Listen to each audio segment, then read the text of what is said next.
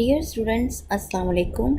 I hope you all are well. In statistics, if we discuss the data, the numbers, it has two types. One is qualitative data and quantitative data. As you know that quality data is a categorical data. We categorize it. We cannot measure qualitative data in terms of numbers. For example, marital status, either married or unmarried, or political party, the person belongs to which political party. We cannot give numbers to it, belongs to political party 1, 2, no. We write the names of the political party.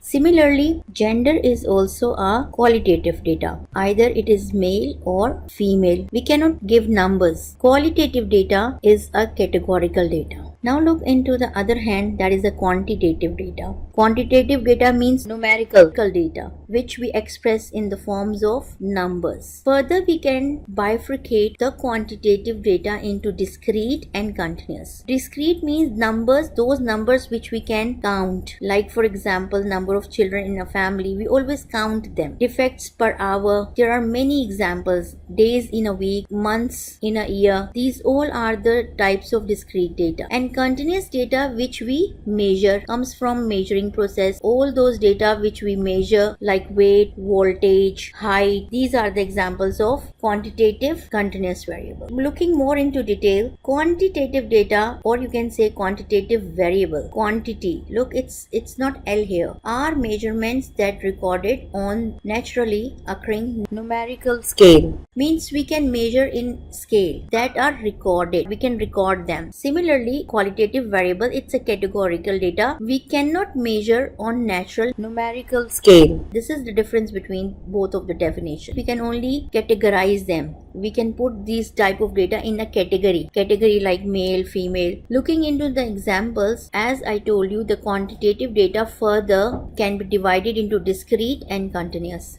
Discrete data comes from counting process and continuous data come from measuring process. These are the examples of quantitative data. Number of defective item in a lot, because we count the number of defects. Salaries of CEO, again it is a discrete. We don't measure salaries, we count salaries. Age of employees, again it is a discrete variable. These are the examples of qualitative data. Gender, college major, either you are a science student or you are a commerce student. So the major of each student in a class is a categorical data. We cannot measure them in, or we cannot count them. We only categorize them. Similarly, gender and method of payment, how we make the payment. Either we made the payment by check, by cash, or by credit card. We categorize them, we cannot measure them. Method of payment we cannot measure. These are the examples of data, discrete variable, number of children in a family, number of patient, number of defective light bulbs. More examples, number of cars sold,